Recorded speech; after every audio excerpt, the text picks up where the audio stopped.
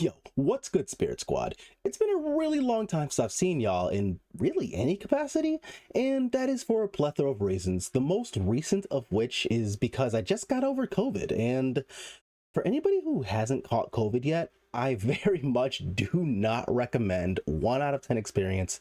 Absolutely fucking sucked. But for the rest of you, we're gonna be playing some Spirits today. And I've got a relatively new version of Spirits to unleash upon you guys, and this is gonna be in for 2 reasons. First, the metagame, of course, has flipped, as it always does. With decks like Rakdos Midrange and Phoenix, both Dimir and Izzet versions, being really popular right now, well, traditional Spirits is in kind of a tough place. So we, as a deck specialist group, kind of had to adjust for that. So we're going to see what those adjustments were and just how they've affected the deck.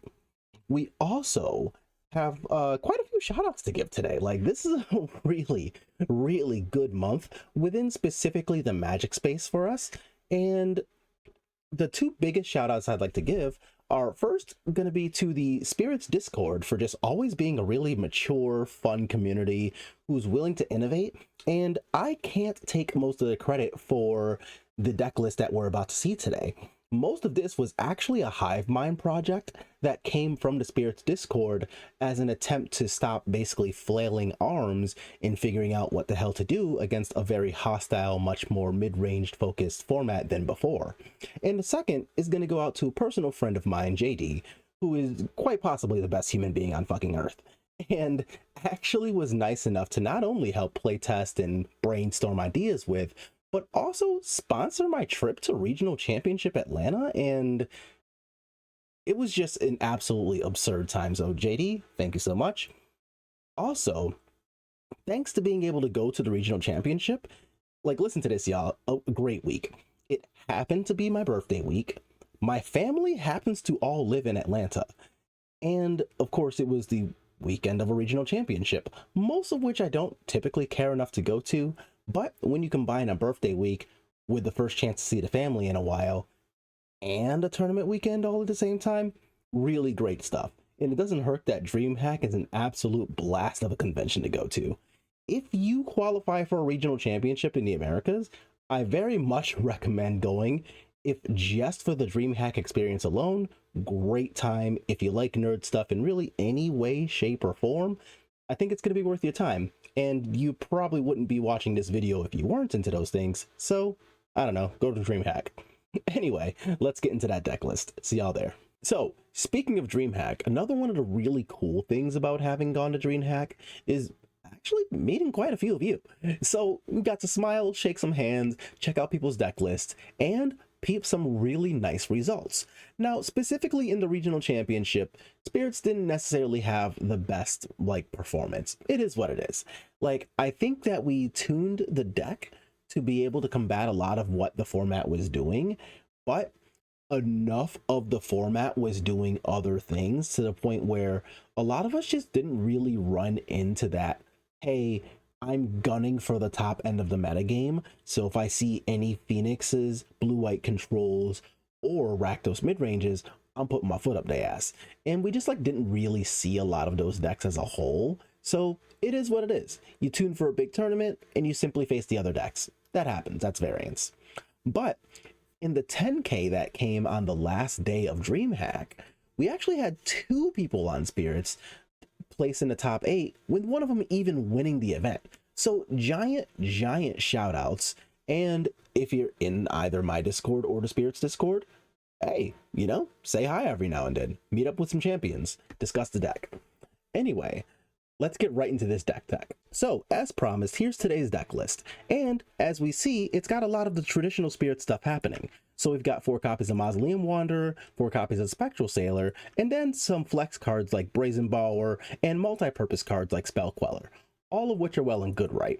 But we wanted to really take the boot to the necks of decks like Izzet Phoenix, Dimir Phoenix, which is a thing now, and Rakdos Midrange. To do so, we've got our copies of Invasion of Gobakhan in the main deck, as well as all 4 copies of Wedding Announcement. Both of those decks have a really hard time fighting on a removal-based axis to try to kill all of our creatures, right? Like they're going to use cards like Fiery Impulse or Fatal Push plus Bitter Triumph out of the Phoenix deck lists, and Rakdos Midrange is going to use things like Fatal Push, Bone Crusher Giant, and Molten Collapse to try to kill our creatures. Well, Invasion of Gobakhan and Wedding Announcement both really, really embarrass one-for-one removal, and that's exactly the kind of life we like to be about. We want to embarrass our opponents as much as possible. We're also one of the decks that makes the best use out of the newly unbanned tool Smuggler's Copter. Now, there was an article in which I said, hey, if we were allowed to play Copter over something like, say, Malcolm that I was previously excited about, we're certainly going to be playing fucking Copter. And we're playing fucking Copter is exactly where we landed here. We've also got 3 copies of Get Lost to kind of supplement my 3 copies of Brazen Bower. Now, take note here, a lot of pilots, actually most of them, instead of playing any Brazen Bower, they're playing 2 copies of the Wandering Emperor plus something else in these spots. So I just want you to make sure you're aware, hey, these are the options. You're not going to see the same list all the time.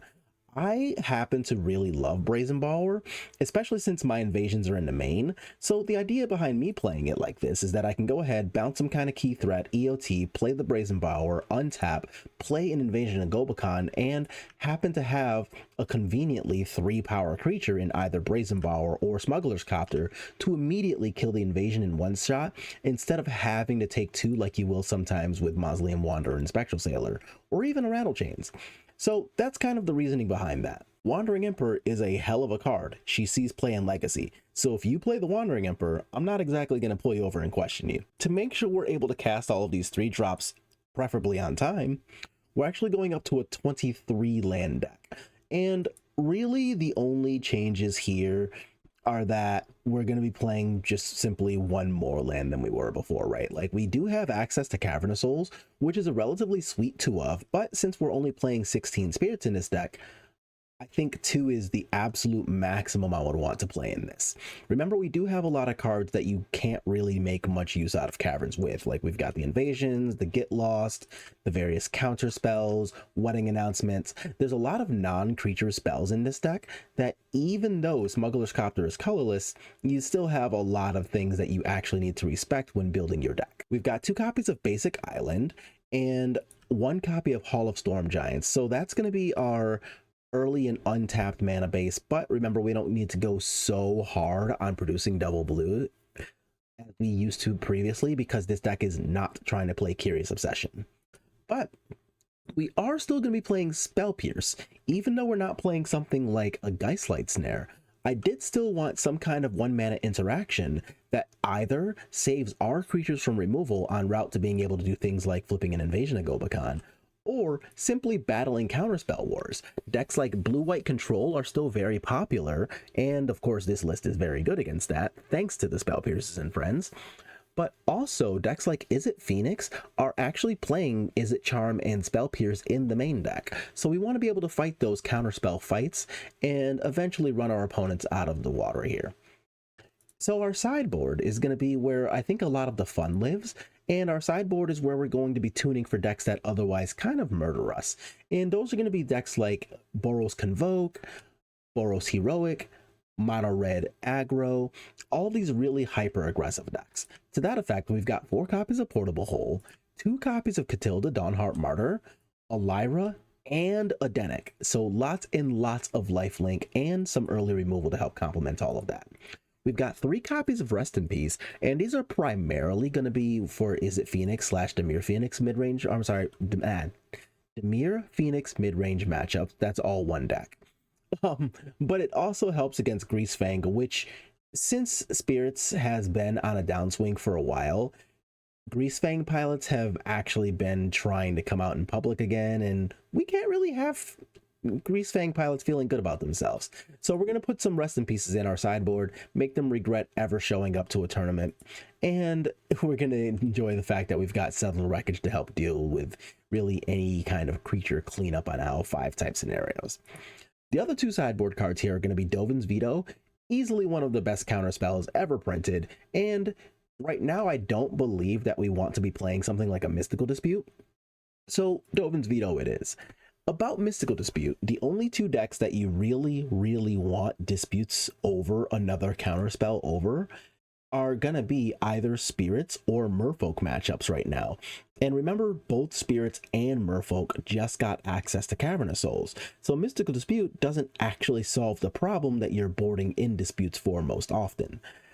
Instead, we can play something like a Dovin's Veto, which is just going to guarantee that you hard win a counterspell war. So if you're trying to fight against something like Blue-White Control, Lotus Field combo, even the treasure cruises that come out of the various Phoenix lists, Dovin's Veto is just going to be a hard no and too bad. I really don't care about what other cards are in your hand. You just got to take this L.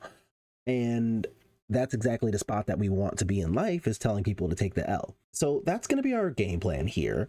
And we're going to play 5 matches of a league. I'm really hoping that this goes well. I honestly would have played this on Arena because it's a little more visually pleasing than Moto. But remember, Smuggler's Copter does not actually exist on Arena, so that plan is not going to be a thing anytime soon. With that said, let's jump into round 1. I will see y'all there. Today's video brought to you by FusionGamingOnline.com, your one-stop shop for all your gaming needs. All right, welcome to round 1. We're on the draw, and our hand is honestly pretty reasonable. So I've got a couple of 1-drops, a Get Lost, a Rattle Chains against Hive of the Eye Tyrant. So this could just be like some Thoughtseize pile, but it looks like we're not even getting Thoughtseized. So suppose we'll take that. And normally I don't mind playing Mausoleum Wanderer first to make Spectral Sailor be able to be a 2/2 here. But if this is just so obviously going to be Fatal Push mana, then I'm going to make them waste their turn and I'll just play Spectral Sailor instead. All right, ladies and gentlemen, glad to see nothing's changed. Okay, so Hive of the Eye Tyrant. I am going to assume that things like Denick might be pretty good, and I'm going to just take out 1 Brazen Bower, and I'm not going to change anything else because I have absolutely no idea what's happening here. You know what? Let's do this and maybe anticipate them just being mid-range. Yeah, fuck it. Let's see what happens. If they're playing Waste Not, this is fine. If they're playing mid-range, this is fine. Almost everything that plays Hive of the Eye Tyrant, these 3 cards are pretty decent against. So I think we'll start there. Okay, so here for game 2, our opponent's mulliganing to 6. This is on the hilariously low end of capable hands against a discard deck. Because I'm going to assume they're gonna aggressively mulligan to things like Thoughtseize and or Duress, I'm gonna keep this hand that has action and enough lands to make top decks work. So we're gonna keep this. And honestly, this is probably fine anyway, right?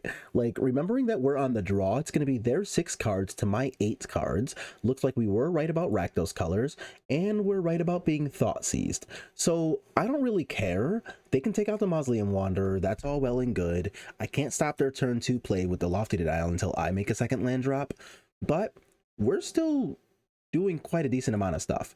And with that extra knowledge, too, that hey, we're playing against a Rakdos list of some form here, I'm actually pretty glad to have this Denick, since this is just going to be a solid card that has the ability to 2-for-1 and doesn't even hate being fatal pushed that much. They just skip their second land drop too? Opponent, what? I mean, don't get me wrong, not my problem, but so we're just going to go ahead and jam the Denick. If they're going to miss a land drop, I'm not too worried about them having a Graveyard Trespasser by the time we can do anything else, and they're just not even going to kill this either. What the hell is my opponent doing? Okay, so there's a second Thoughtseize that I don't think I care about. There's Rattle Chains out, and once again, we're missing land drops. Opponent, no way. Opponent, way. Oh, well, all right. I guess if this is what we're doing. Unfortunate times to our poor opponent here, but we could have taken another mulligan, I guess. And they decide to instead pack it up. But yeah, I guess good stuff over Rakdos, and yeah, round 2 it is. All right, welcome to round 2. We're playing against Karuga, so chances are we're looking at Quintorius combo here, which, assuming I can draw, like, I don't know, say another Spell Pierce or something, this is definitely on the list of good matchups. But it doesn't necessarily have to be that. It could also be just 5-color Niv Mizzet. I'm pretty sure that deck just made a couple of pretty nice placements over the weekend, so maybe that's a thing that I need to be paying attention to as well. So let's see what they want to do with this turn here. And it looks like the answer is nothing. I actually will spend a turn playing around Bone Crusher Giant Stomp. I will just go ahead and untap, play another land. Don't really want this many lands. And from here, hopefully my friend Spectral Sailor will be able to allow me to, you know, do things that lead up into a successfully resolved wedding announcement. And then from there, hopefully life isn't too bad, you know? Okay, we've got 3 different colors just chilling here. I can get behind that. So let's see what they want to do about this. Looks like the answer is nothing. Okay, or at least not now. Oh, that's a good start. So here, I'm going to go ahead and see what they want to do about this damage. Now, if they want to stomp this, I think I actually let them in favor of resolving a wedding announcement, but I'm just going to jam anyway. So let's see if they want to... Oh, we just resolve? What? Oh, okay. We might have just died. I forgot to account for extra mana. Damn, we may have just died. Okay, so now they've got the Quintorius resolved. They've got a Spark Double, which is a copy of Quintorius, and they're just going to go from here. They find another Spark Double, so now I'm looking at 3 resolved copies of Quinto here, and we are pretty much dead. If you have not seen this before, it is going to play a lot like the old Gyruda combo decks, and with another Spark Double, we are just super ultra hyper mega dead. So let's go ahead and concede here. I fully walked right into this Greater Tanuki. Like, I am fully aware that's a thing that just exists in the universe and didn't act like it. So unfortunately for me, that loss is completely mine. And I don't necessarily want the wedding announcements in games 2 and 3. I don't want any of these cards more than I want a wedding announcement. Except like maybe the Catilda, but actually, yeah, I'll put in Catilda, one of them. But realistically, I don't actually want too much out of the sideboard here. I do appreciate the Dovin's vetoes. The Denik is just a turn 2 play versus a turn 3 play, which is a pretty big deal. But now let's see if the extra counter spells and things will help out. This hand's fine. So opponent goes ahead, takes a fresh mull. And now we're going to get to go ahead and make this land drop and just kind of hopefully start cooking from here. I do have Brazen Borrower and Get Lost to both help with resolved copies of Quinto, which is nice. And then the Spell Queller can help with a lot of the, I guess, setup type stuff. But I would love to draw something just like a 2-drop here would be fantastic. Not quite, okay. Unfortunate times, it is what it is. Okay, let's go ahead, get to untapping. And what do we draw? A Cavern of Souls is actually kind of decent. I'm going to go ahead and name Spirit with that. And no extra mana acceleration there. So this is the turn where I guess I should be most worried about mana acceleration, because they can go from 3 to 5 with the Greater Tanuki. But I'm pretty okay-ish if that's what happens here. That actually is almost best case scenario for us. So now I get to go ahead, make sure the footsteps doesn't actually happen, which is a pretty big deal. And I get to hopefully protect this one with the next one. So, okay, I was gonna say if I draw a Rattle Chain, so much the better. It was not a Rattle Chains though, so let's go ahead and just get an attack in. And then the best part about this is that if I do manage to come out of exactly this turn relatively unscathed here, and them buying Karuga definitely counts as unscathed, then I get to just untap, hold up 5 mana, and that gives us room for either Petty Theft or Get Lost plus this Queller. This Lofty is also quite nice, not gonna lie. So let's go ahead and name Rogue with the second one and get a lovely little attack in. So here they're likely just jamming Karuga down my face. They are. So I'm gonna go ahead and just do this, and I'll cast a Brazen Borrower at the end of the turn here. I do need a faster clock than what I have. Brazen Borrower definitely does that. And I still have both Spell Queller and Get Lost to help me out here. So I won't lie and say I don't appreciate these things. So now to go down to 11, I play a tapped land and simply pass the turn. Oh, there actually is a literal Gyruda. Okay, that's a thing that's happening. All right, well, how does this work if they have a Spark Double? Spark Double is not a triggered ability, so I need to kill this now. Okay, so now this ability resolves, and they can get a Carnosaur to discover. Yikes. A Spark Double, which I will be Spell Quellering. Okay, so now we're on a 2-turn clock, and I'm out of counter spells. That does not change my statement, unfortunately. So I might still just die here, if I'm being completely honest. Don't love that for me. So what do we do here about that? Yeah. And the answer might actually be we just fuck around and die. They find an impersonator, okay. So that can get them another Quintorius or even another Carnosaur if they want. It is another Carnosaur, okay. They find a Spark Double, so that's going to be another Quinto. Bad times for us. We've seen 2 Spark Doubles, yeah. They find another Spark Double. Sheesh. Man, no breaks for us, huh? They find another Spark Double, the last one. Wow. So now all they have to do is find literally any spell, and the Quintorius ability is just going to kill us dead. So unfortunately, that is going to be it. But oof, man. All right, and that's going to be the ball game. GG's, opponent. Okay, welcome to round 3. We are on the draw again, but our hand is looking pretty decent this time. We've got a turn 1 Spell Pierce, turn 2 Copter or Lofty, into turn 3, I don't know, Rattle Chains or Wedding Announcement. We've got a lot of options right now. And Den of the Bugbear is not what I want to see here. Kamano, okay, so we actually are playing against Mono Red. I hate that for us. We do have a bunch of life linkers in our sideboard, so it's not as bad as it could be. But losing the die roll and honestly coming up across one of the decks I just really don't want to be on the other side of is not exactly the best look for us, but it is what it is. So let's see what happens here. They're going to play another Kamano. I will use my Spell Pierce on that. And I guess the good part about this is that the opponent does only have 2 more cards in hand for right now. So I'm still nowhere near being in the clear, but it's not just nothing. So I'm going to do this, give myself a chance to start defending myself next turn, and let's really just kind of see what happens here. So there's 2 cards, they're casting one of them. It is a Ferocidon. Okay, Ferocidon is honestly pretty annoying, but I can't do much about that currently, so I suppose it is what it is. So I'm going to take this, go down to 13, play a Mausoleum Wanderer, going to 12, crying about that. But upside, now I've got some hopefully really preferable blocks. If we draw another untapped land too, I'm actually fairly happy about our situation in life. Eidolon, I am a lot less happy about the prospect of that resolving. So let's not, if you don't mind, opponent. Yeah, I would absolutely love for that to not happen here.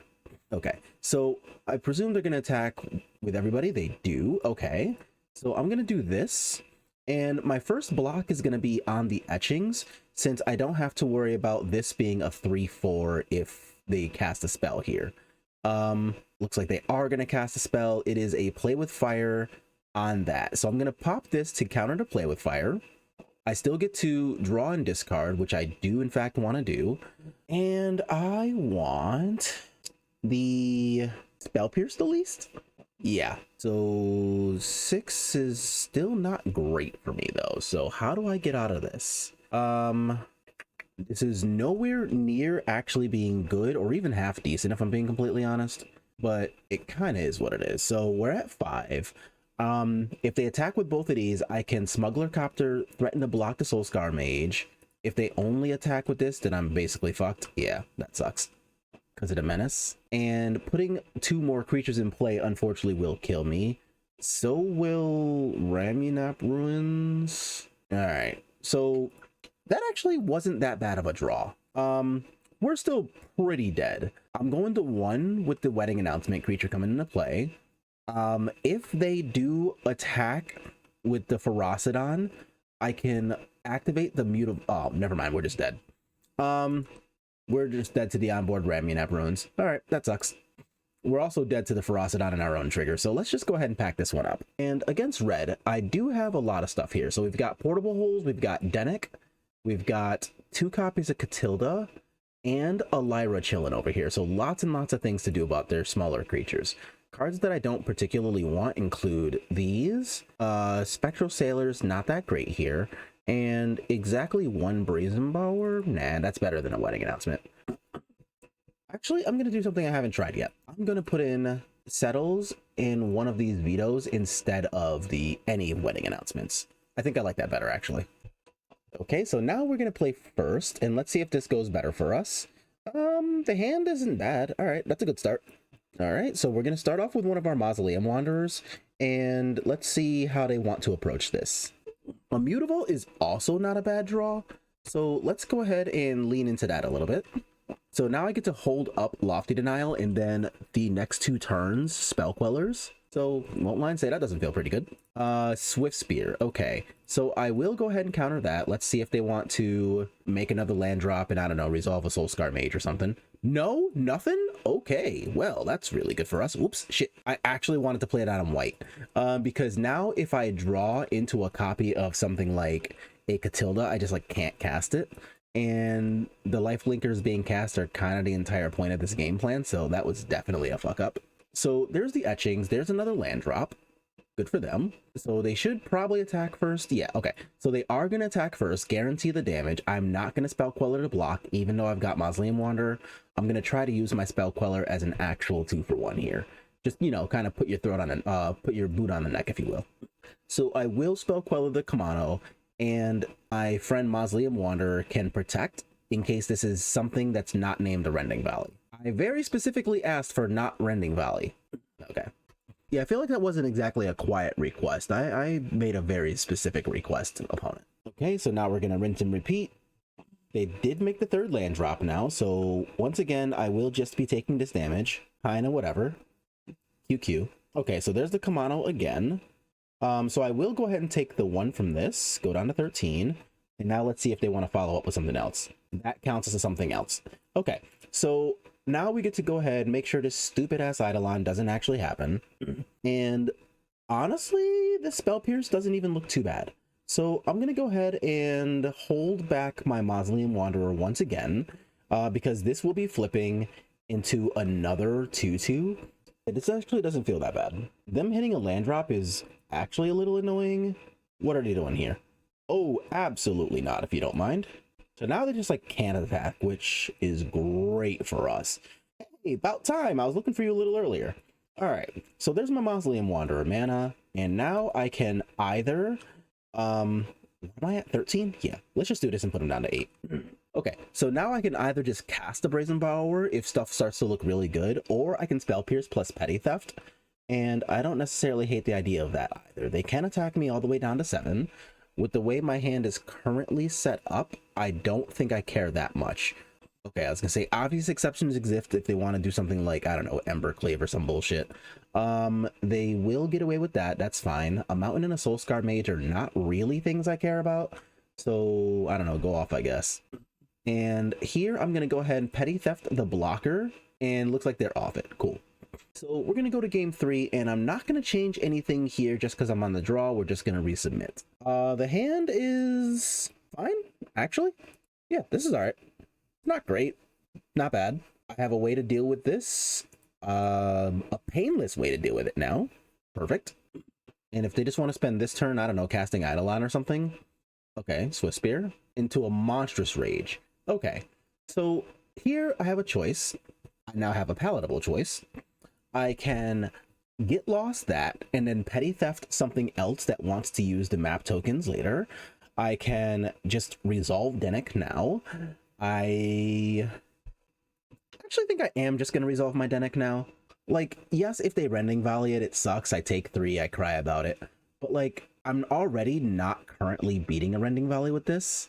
And I will just take this too. So that's... I don't think I just want to walk into, like, a Play with Fire to my face, for example. And most draws from here are probably fine. Light Up the Stage again is pretty annoying. Wild Slash and the 4-drop. Okay, so if they don't have a land, I don't really care about the 4-drop at all. They do have a land, so I care about the 4-drop. Wild Slash, I assume my face. Oh no, they just have 2 spells. Okay, that's also obnoxious, but it is what it is. Okay, so I have a land, and I have a turn to pass back to our opponent. So I'm at 13. They have effectively 3 cards in hand. I am going to take this 2 and go to 11 and see if there is reason for me to use my Spell Queller or not. Looks like the answer is not. So what are you? +1s and trample? Yeah, that's fine. So I'm just going to go ahead and cast Get Lost here. All right. So now we get to untap, and this is probably the closest we are going to get to having relative safety. So I will try my best to be excited about this. Okay, and it looks like we're doing nothing here, so I'm going to just cast my Brazen Borrower. Yeah, if they kill it, they kill it. With fire, you got it. Do the untap. Because my Spell Queller is a lot more important. I am going to hold the Spell Queller plus Spell Pierce. I will also give my Mutavault the ability to potentially block a haste creature. All right. Perfect. They just don't even want to deal with it. I love that for us. We are 2-1. I guess I'll see y'all in the next round. Okay, welcome to round 4. We have lost yet another die roll, but our hand looks pretty good, right? Like I've got turn 1 Wanderer or Spectral Sailor, choice of. Turn 2 Invasion of Gobakhan and Rattle Chains to protect stuff, so overall can't really complain too much. So since they played a red-green land specifically, I am going to start off with Mausoleum Wanderer. This way, if they do want to use Bonecrusher Giant Stomp, all I got to do is sacrifice this thing. Search your library for a basic forest. Yeah, I don't know what kind of bullshit you're up to, but I would much rather not, if you don't mind. So it looks like we are, oh, that's actually not bad. You know what? Never mind. I was gonna say, we're gonna sign ourselves up for a little bit of a slower game here, but now that I've got the copter here, I can use the copter, turn 3, play this, and crew it. That doesn't do anything right now. Okay. Spelunking. Okay. So we're playing against like some Scapeshifty bullshit. I can totally get behind some Scapeshifty bullshit. All right. So we're going to go ahead and play our land. And first we're going to resolve our invasion, see what the fuck they're trying to do here. Oh, look. Well, called that one. Anyway, what do you actually do? Land to control enter untapped, and the other part didn't matter. So I'm just going to take this scary ass Golos. And I'm going to take Golos rather than the Scapeshift because I currently have the Mausoleum Wanderer to deal with said Scapeshift. So I'm simply going to do this and then use the Maz Wanderer to crew the copter. And yes, I'm going to get rid of the Spectral Sailor, and I will absolutely be casting this. So now I've got a 4/4 copter coming in. Starting next turn, I might have access to like a 2/2 Wanderer instead of a 1/1. That's going to be pretty good against Scapeshift and friends. So let's really just kind of see what happens before I start like clicking miscellaneous buttons. And what are we're resolving Clothis. Okay. Clothis is indestructible, so my Get Lost has basically 0 text here, but I feel like I swear I'm okay with that. I want to actually just cast my Rattle Chains. Is that a good idea? No, because I can draw a Lofty Denial for Golos. Okay, so I'm going to give myself a chance to draw a Lofty Denial for Golos by just crewing with the Mausoleum Wanderer. So I am going to... Okay... Sure. I'm going to get rid of one of these Spell Pierces. The second Spell Pierce isn't super helpful, I believe. But the first Get Lost against this Golos might actually be a pretty big deal. So there's no lands in any graveyard, so they're just going to get to drain and gain, which is a big deal still. So we're at 16 to 18. And now let's see what the fuck they want to do. Another Spelunking is just going to happen. Hopefully they don't draw land. They did, okay. But it wasn't a cave, so they don't get to do the whole craziness thing. So here, Spectral Sailor is going to come in. Maz Wanderer is going to trigger. This is all well and good. Blah, blah, creatures in play. So now we want the increased clock. Untap. Another invasion. So I can make Scapeshift cost 100. But more importantly, this puts them on a 2-turn clock. Yeah, let's do that. So now I can make Scapeshift cost 6, and that's really important for my Wanderer / Spell Pierce that's right here. So let's crew featuring that. Okay, so now I want to attack the invasion with exactly 3 power, your face with this. Yes, I would like to draw and drop. I will, ooh, shit, that's a real decision. I'm gonna use the Get Lost here, since it's not like I can cast it right now anyway. So I'm going to cast this Light Shield Array as well. And now each of my friends is going to get +2, which is exactly lethal with only 2 attackers. Yeah, because this is 7 and this is 4, which is 11. That's what they have. All right. And just in case of Scapeshift, it costs 6. They have 3, 4, 5, 6. Okay. So now my Mausoleum Wanderer or Spell Pierce will get the Scapeshift either way. Okay. Won't lie and say that's not really scary though. Okay, so we're definitely not letting that resolve. We're just gonna show them the Spell Pierce. Yes, I could have used a Mausoleum Wanderer, but I don't really think it matters there. So here I'm gonna go ahead and put in the Dovin's Vetoes. I actually want to read Spelunking before deciding whether to put Denick in, so I'm gonna see that. Okay, Spelunking does not target, which means I don't really want Denick there. But do I want it more than a Wedding Announcement? I don't want Wedding Announcements at all. I guess I'd rather have another attacker in one Rest in Peace over that. Yeah. Like, I don't actually want the Rest in Peace either, but it's not the world's worst one of against something like a Spelunking that wants to get like lands out of the graveyard and stuff. So here I'm gonna go ahead and open up with Mausoleum Wanderer once again, and let's see if our lovely little combo of Mausoleum Wanderer plus Flash Threats can get it done again. This card is fucking sick, not gonna lie. Cavern of Souls. Okay, so I'm gonna go ahead and I guess start by getting my attack on here. And since they chose red, green, do I play Denick and not bother with Dovin's Veto for this turn?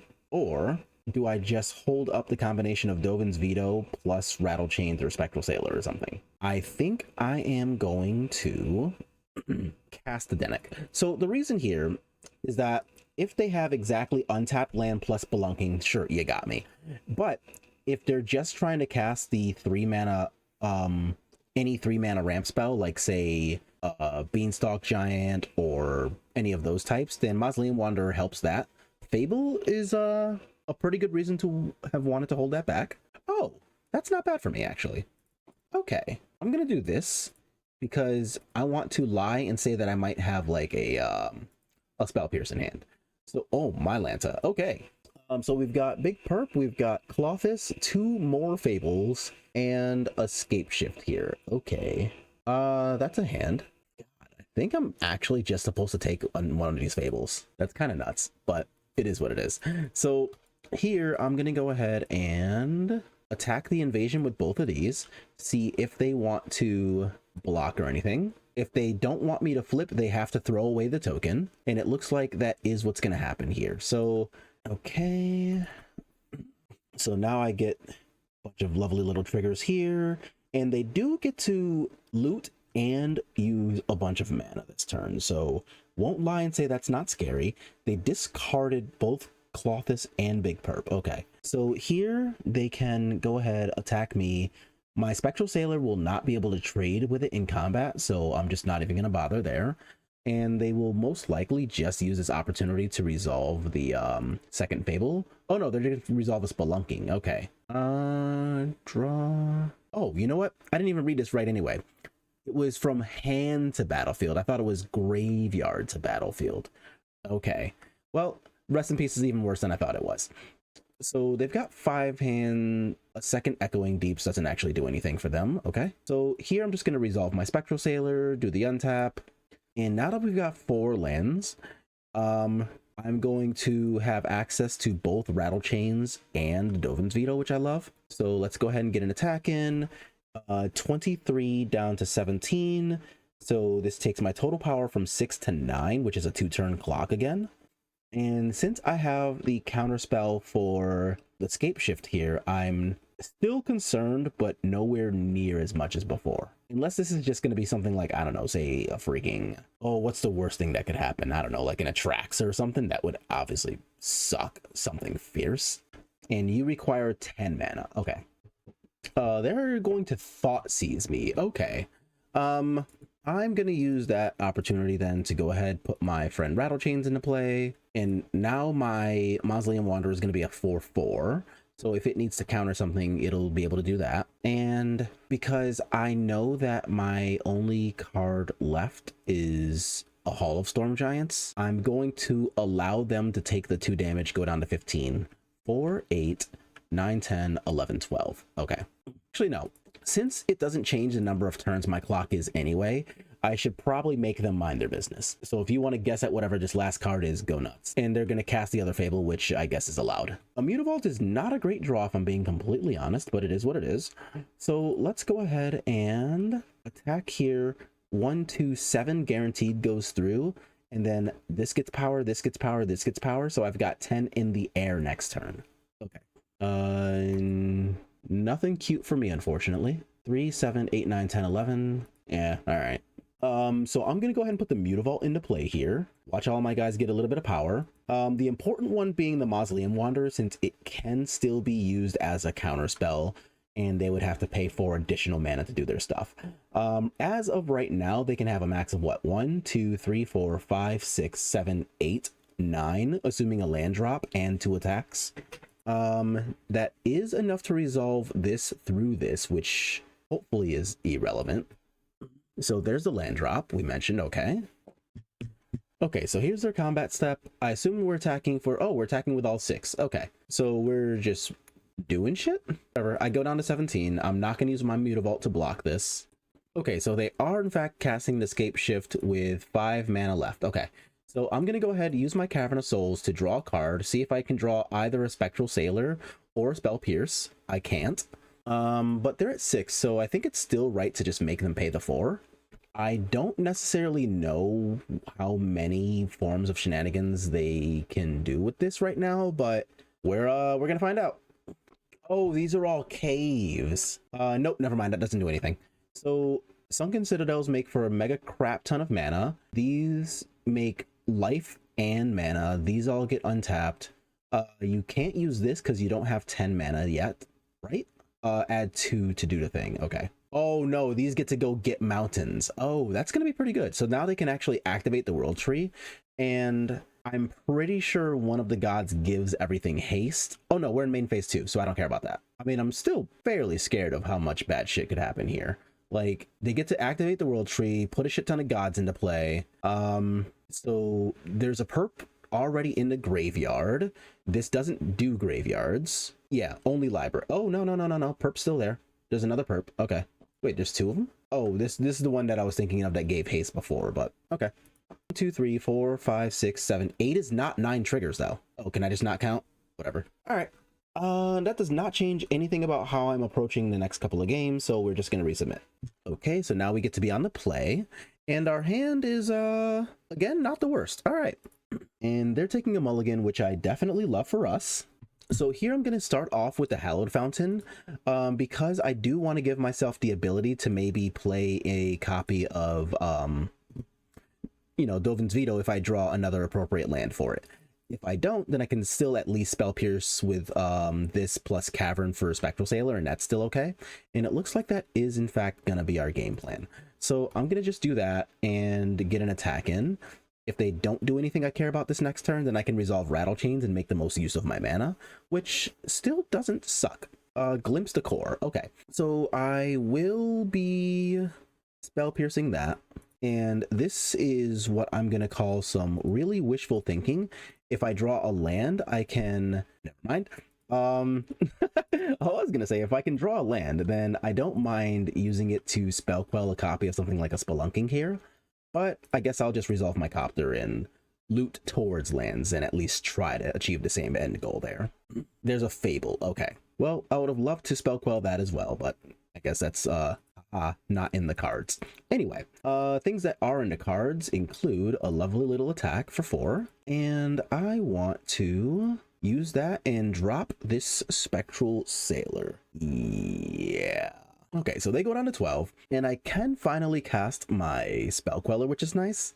But right now, not gonna lie, my mana is awkward. They discarded just the Xenagos, okay. So this is gonna happen. I'm not gonna put the Spell Queller in the block or anything fancy.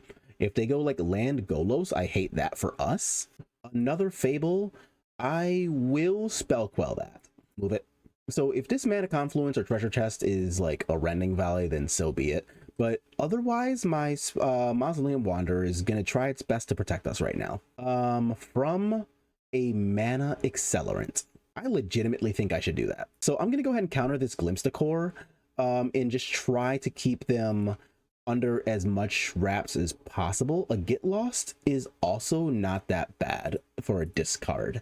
So here I'm going to get to do this, and they take 5, go to 6, which is exactly a 1-turn clock, because assuming all of these things stay alive, I can activate this, use it to crew the Copter, guarantee 6 in the air next turn.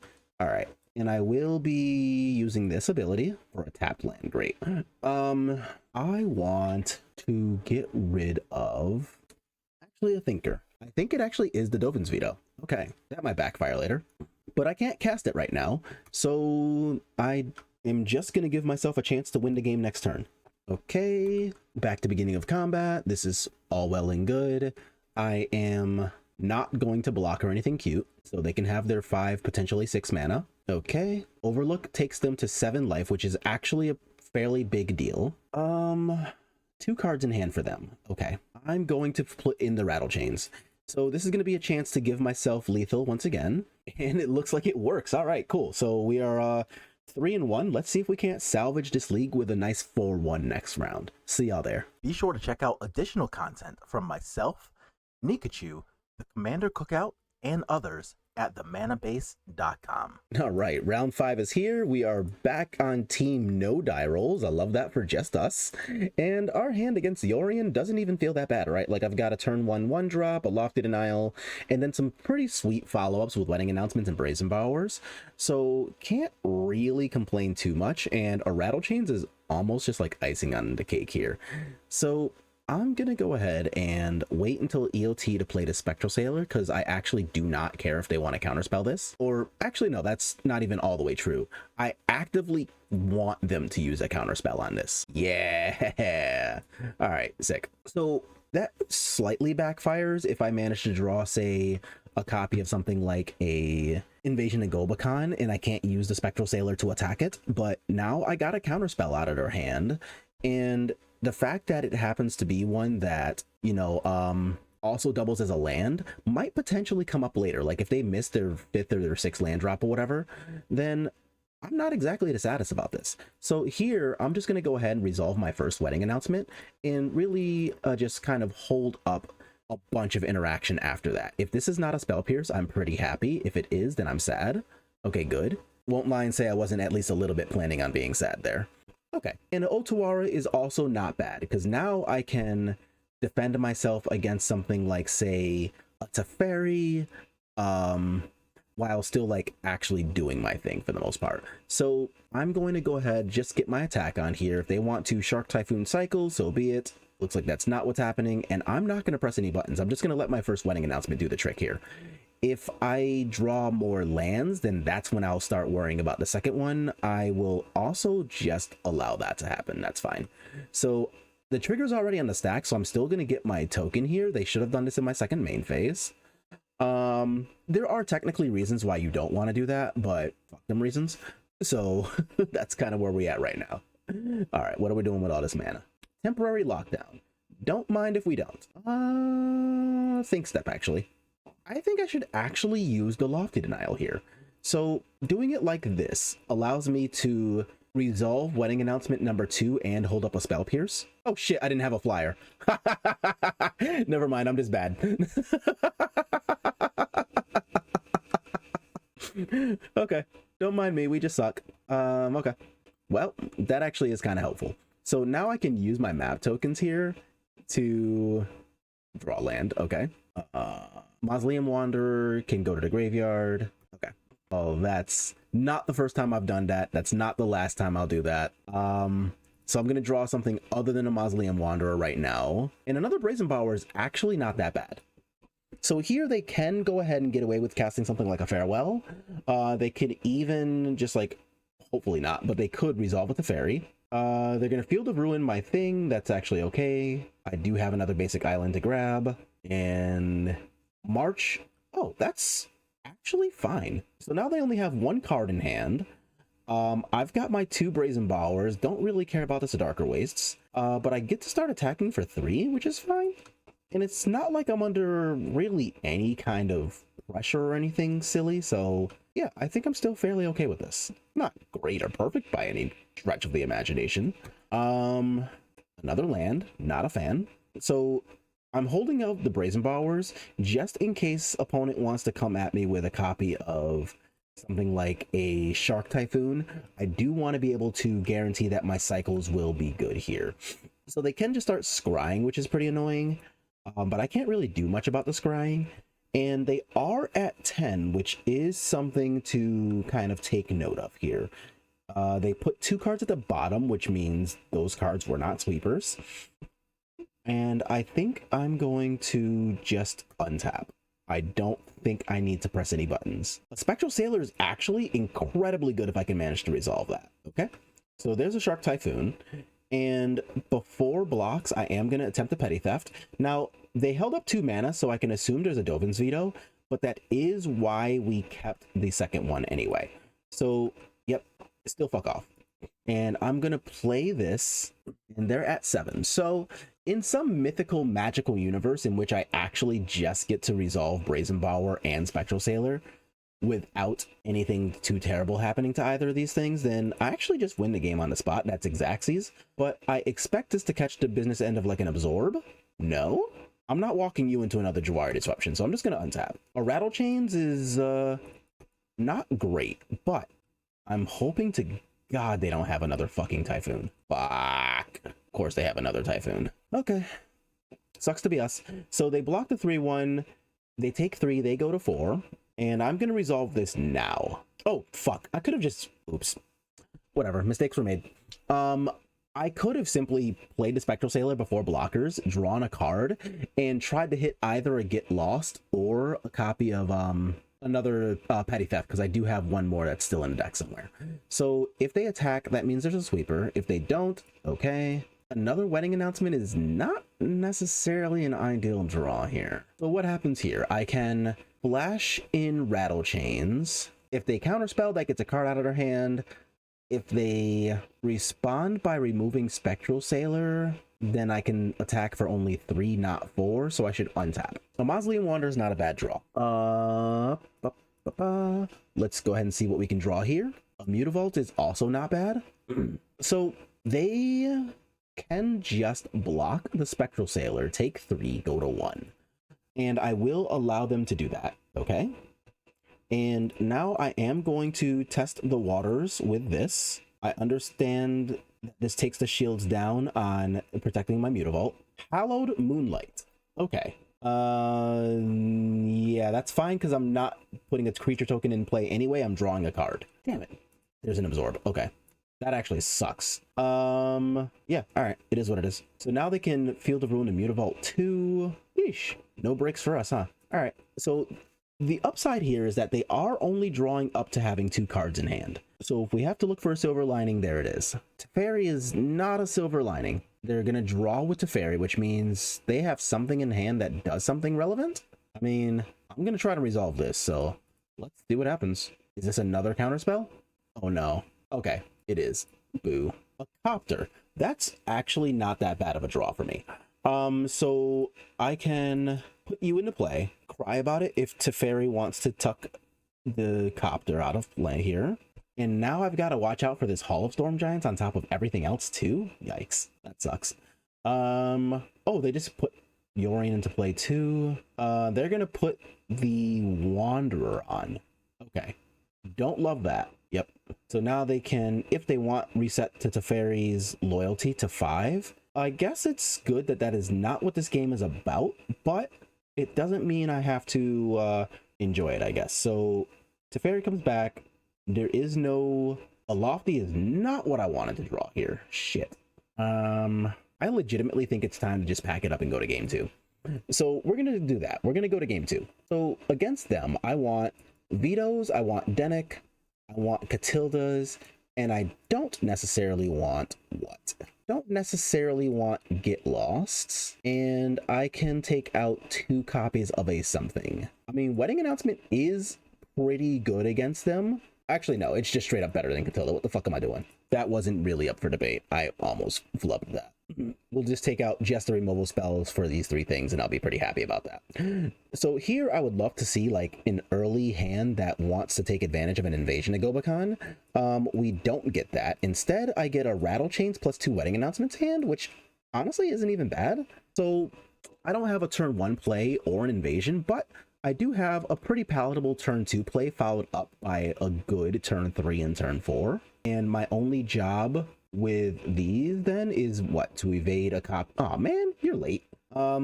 is to evade a copy of something like, say, a excuse me, words are difficult, y'all. Farewell, that's the card I was trying to think of.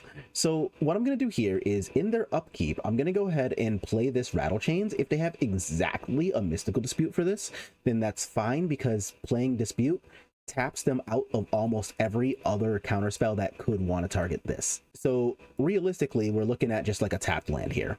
And that's exactly what happened. So now I get to untap, resolve my Wedding Announcement Guaranteed, and then just kind of be fairly happy about things from there. And that's actually not even a bad draw either, because now I can play the Mausoleum Wanderer and protect the Invasion of Gobakhan from another counterspell. So I like that too. The only way that's really backfires is if they come at me with a copy of something like exactly a Dovin's Veto is annoying. Okay. Shit, man, I think I'm supposed to actually just resolve my Wedding Announcement then, if this is what we're doing. I'm gonna do exactly that. If they temporary lockdown me, then I don't really give a shit. And if they don't, then I'm probably really happy to resolve Invasion. If this is just like, I don't know, a Wandering Emperor or like a Supreme Verdict, that's fine too. It's not like ideal, but it is fine. Okay, so yeah, so there's a Wandering Emperor. I'm mostly okay with that. Okay, so now I can play this, look at the hand. Oh, look at that. We talked about that. All right, fuck out my face. So now I'm going to get to do what? I can attack all three at the Wandering Emperor. This will eat one of them. She guaranteed dies. I draw a card, and oh, actually, I draw 2 cards. Yeah, that seems great. So attack all at Wandering Emperor. So this is fine. She kicks the bucket.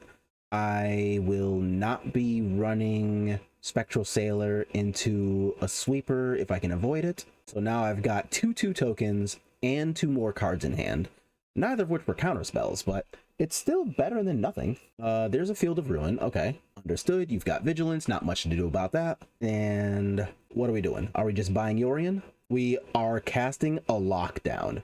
You annoying hoe. Okay, so that's going to take out the Invasion and the 2 human tokens, as well as their Samurai. I do at least get to come back with a Spectral Sailor and my friend Smuggler's Copter. So I'm nowhere near bereft of options. A Cavern is actually fine, and I get to resolve my Copter in the face of this stupid veto because they don't have blue-white right now either. All right, I can dig that. So I'm going to do this. I get another token, and now my friends are huge. So what else can I do here? I can draw with Spectral Sailor. What's this? A Seed Shark. Don't love that for us. Can't do much about it. Don't love it. There's the other fountain. So now they only have 1 card in hand. We know that it's the Dovin's Veto. So I'm going to go ahead and do this. Draw my card. A Wanderer is not bad.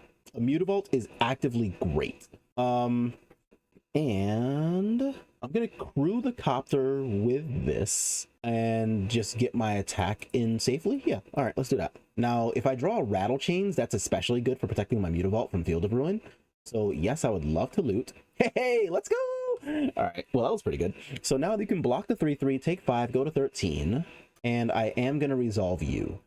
1, 2, 3, 4, 5, 6. They have 2 more mana to go before I'm stuck thinking about whether they have access to Farewell. So that's nice. What's not nice is that a Supreme Verdict is just going to happen if they have it. They play Otawara as a land. Okay. 1, 2, 3, 4, 5, 6, 7. So they just buy Yorion. Fine by me. They can't really attack or anything, and I'm not about to give them an opportunity to cast a spell. So we're just going to do... They tapped the Field of Ruin of note. Oh, I didn't make a blue. Another Mutavault's actually pretty good too. Okay. And there's no scenario where I can get lethal here, so I'm just going to untap. Another Spectral Sailor is actively great.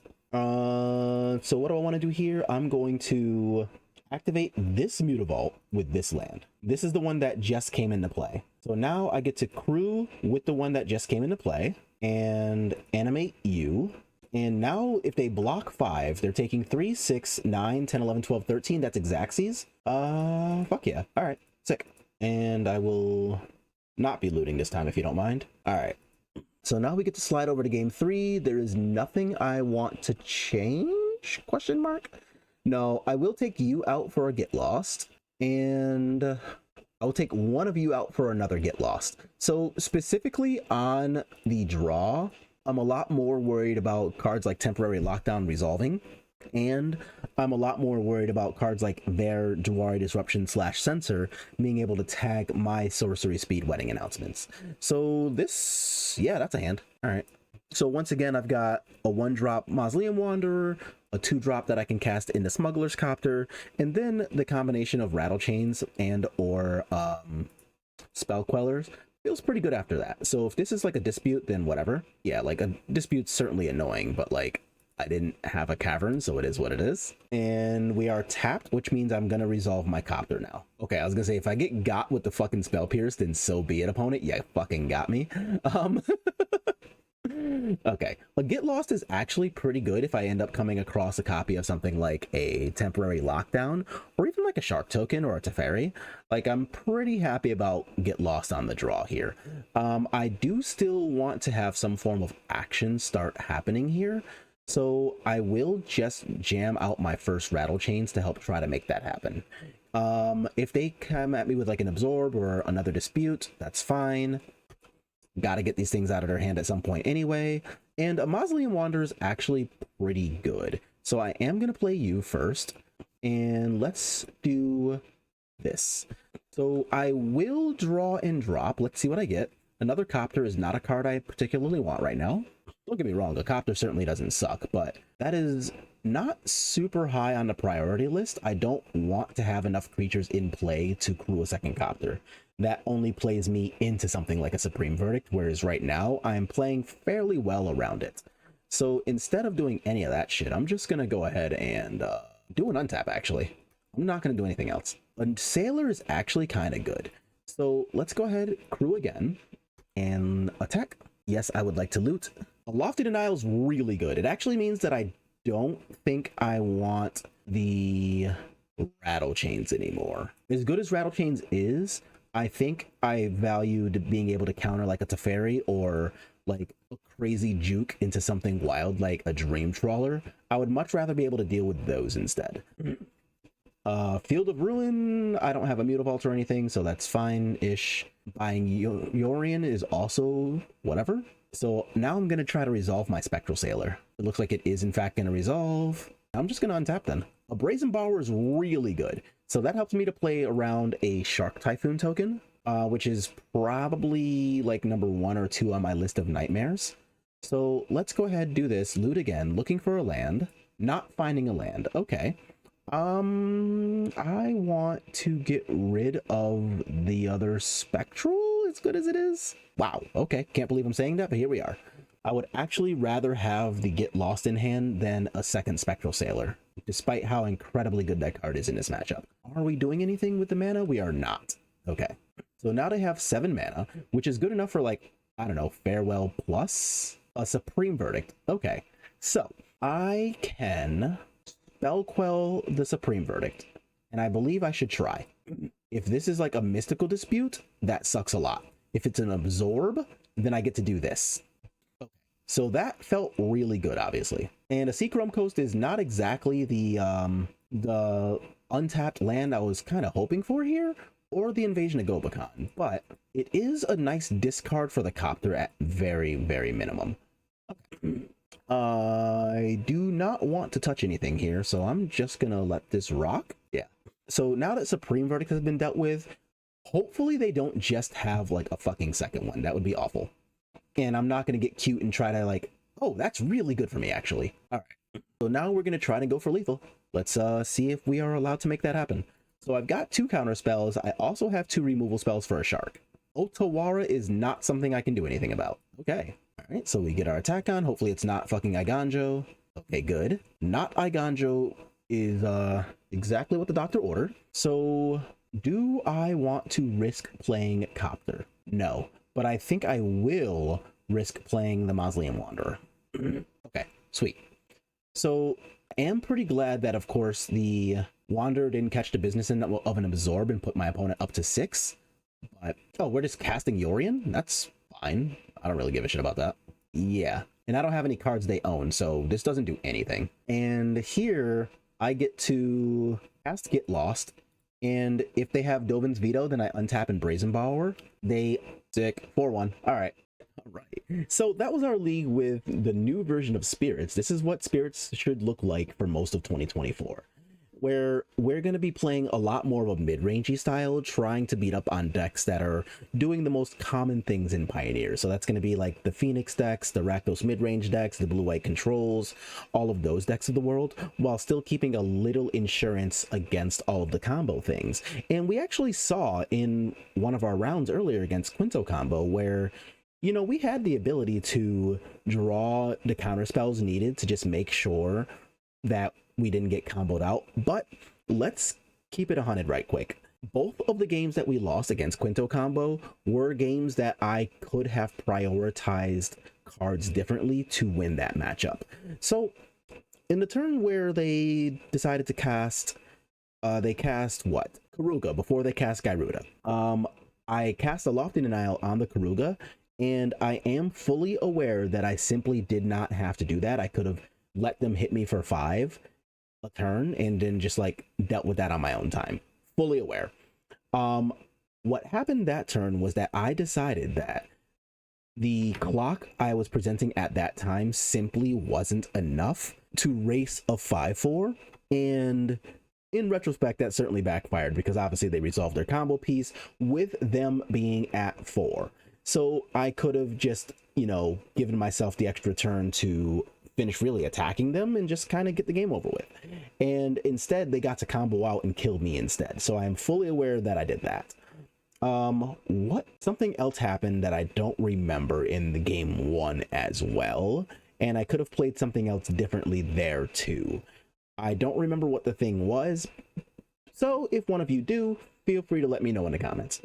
But is going to be about the extent of really where the differences come in, right? Like we were really good in games that wanted to go a little bit slower because of the fact that we have all of this card advantage and or filtering stuff to go. And there wasn't really a single matchup in which I actually missed the Supreme Phantoms. Like this Supreme Phantom list build that instead just wants to play the Invasion of Gobakons in the main, I actively really loved that. And I think this is what I'm going to want to do with this list kind of going forward.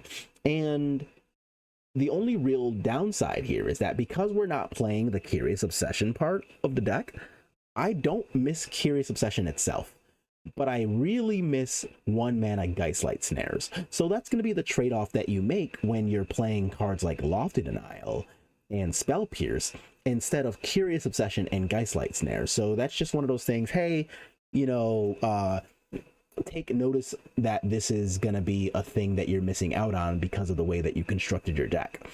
We are going to be a little bit worse against decks that are trying to simply resolve 1+2. And of course, that does mean that there's fewer of those decks out there. Like there's not that many Grease Fangs out there. Mono Green is essentially nowhere to be found, even though popular streamer Aspiring Spike made a version of it and brought it to the regional championship in Atlanta. That still doesn't mean it's going to be everywhere on the leagues or ladder or whatever you want to call it. Moving on to our sideboard, I am pleased with our sideboard. Like we had a bunch of lifelinkers in here as well as portable holes, and that kind of helped carry us to a victory against mono red, which is typically a really freaking tough matchup. We got to make use of the things like the Dovin's Vetoes against both the combo decks and against blue-white control. The Rest in Pieces had the ability to come up, but I'm bad and don't read cards correctly, so the only time I actually wanted to bring it in, it actually didn't even do anything in that matchup. So I guess I'm glad I didn't waste a turn playing it against Scapeshift, because that could have ended poorly. But the opportunity was there to still have our sideboard be constructed correctly and just to do things that we want to already be doing in typical Spirit fashion, right? But as you can see, the basic shell still performs really well, even if we are taking it in a wildly mid-rangey direction versus the more tempo or true to tempo style that we were playing previously. So this is definitely slower, but I also think it's better. Better than you, my shape up better, my car faster, my drip better, my clothes fit better, my hoes better, my tattoos better, I'm stronger than you, my bitch thicker than yours, my guns bigger than yours, nigga, my guns bigger than yours, I talk better than you, I hustle better, I can get $1 quicker than you, I talk better, I walk better, my shoes fit me better, I get paid more than you. That's enough rambling on about it.